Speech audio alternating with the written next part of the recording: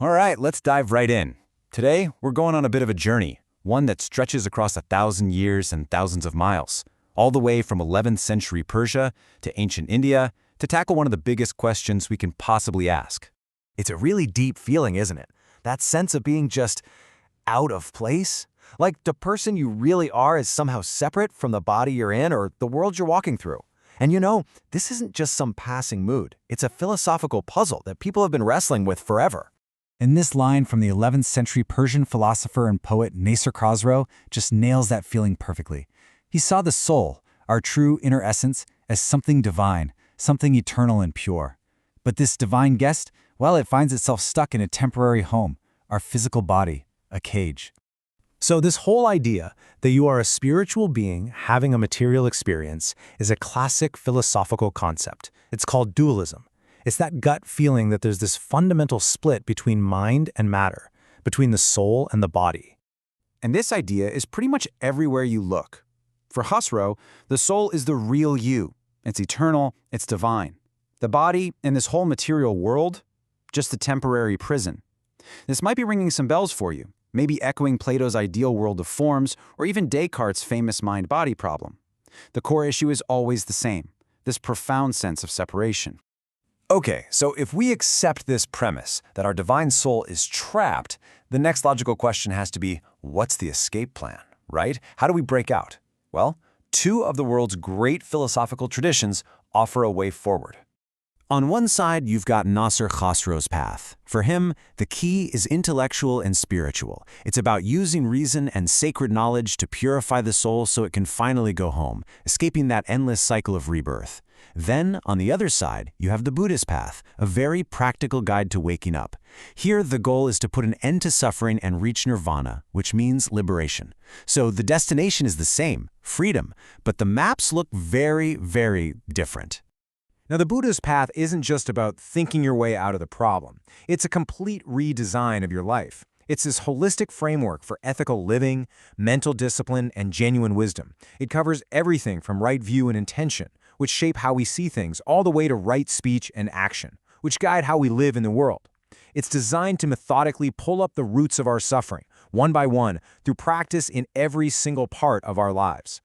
So both paths promise liberation. Both give us a way out of the cage.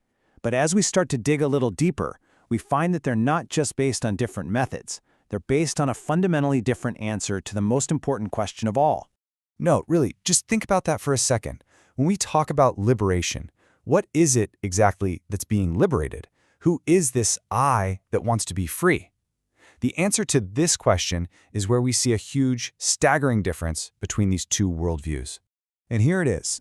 This is the core conflict. For Nasser Khosrow, the answer is pretty intuitive. It's the eternal soul that escapes. It's a real, permanent, unchanging thing that's being set free. But the Buddha gives this totally radical, counterintuitive answer. There is no permanent soul to be freed in the first place. The very idea of a separate self is the actual illusion. The thing we need to escape from isn't the body, it's the belief that there's a permanent me trapped inside it.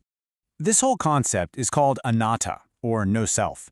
What it suggests is that what we call ourself isn't some solid, static thing. It's more like a river, an ever-changing flow of 5 components: our body, our feelings, our perceptions, our mental habits, and our consciousness. There's no permanent little CEO sitting in the command center of your mind. There's just a continuous, unfolding process. And here's the wild part. This isn't just some ancient Eastern idea. More than 2,000 years later, the Scottish philosopher David Hume arrived at an almost identical conclusion. He argued that if you really look inside your own mind, you never actually find a self. All you find is a constant stream of thoughts, feelings, and perceptions, a bundle, as he called it, that's always in flux. Two totally different traditions arriving at the same mind-bending insight. So, what does liberation even mean if there's no self to liberate? This is where the Buddhist path takes a really radical turn and redefines the entire goal of the spiritual journey. Hey everyone! If you enjoyed this video, hit that like button and don't forget to subscribe. Drop a comment below. I'd love to hear what you think.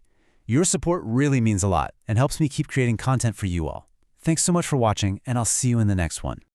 This quote gets right to the heart of the paradox. Who realizes nirvana? It's not a person, not a self. It's the wisdom itself that does the realizing. See, liberation isn't an achievement by a self, it's that aha moment of seeing through the self. It's like the system itself is becoming aware of its own nature. So here's the crucial point. The suffering that Nasr Khosrow describes so beautifully, that feeling of being trapped, from a Buddhist perspective, it doesn't come from a soul being stuck in a body. It comes from our deep-seated, desperate clinging to this idea that we are a separate, permanent me. The goal isn't to get the gem out of the cage, it's to realize there never was a separate gem to begin with. So does that mean these two views are just completely incompatible? Is one right and the other wrong? Well, not necessarily. Mahayana Buddhism offers this brilliant framework that actually helps us hold both ideas at the same time. It's the doctrine of the two truths. Okay, so on one level, there's relative or conventional truth. In our everyday world, of course you exist. I am talking, you are listening. My suffering feels incredibly real. This is our reality. But then there's the level of absolute or ultimate truth. And from this vantage point, we can see that everything, including ourselves, is empty of some separate independent essence. The Zen master Thich Nhat Hanh had a great analogy. On a relative level, a wave is a real wave. But in an absolute level, it's just water. It was always water. This really helps us put it all together. You could say that Nasr Khosrow is the poet of relative truth. His work masterfully describes our subjective human experience, that powerful, gut-level feeling of being a self, a soul that feels trapped and longs for freedom. The Buddha, on the other hand, is pointing us toward the absolute truth. He's describing the ultimate nature of that same experience, revealing that the self we feel so strongly is really just an interconnected, impermanent process. And this famous line from the Heart Sutra says it all. The two truths aren't actually separate. The form, our sense of self, the wave, that's relative truth.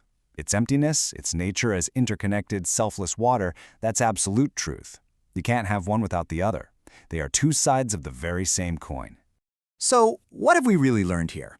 First, that this quest to overcome suffering is a deeply human, universal story. Second, that while someone like Khosrow frames this as freeing a permanent soul, the Buddha completely reframes it as waking up from the dream of a permanent self. And finally, maybe we don't actually have to choose. We can appreciate Khosrow's poetry as a perfect description of our everyday experience, and Buddhist philosophy as a profound insight into what's ultimately real. And that leaves us with one last thought to really ponder. We all want freedom, but maybe we've been looking for it in the wrong place. What if the escape we've all been searching for isn't an escape out of some cage, but an awakening from the very idea that there was ever a prisoner inside?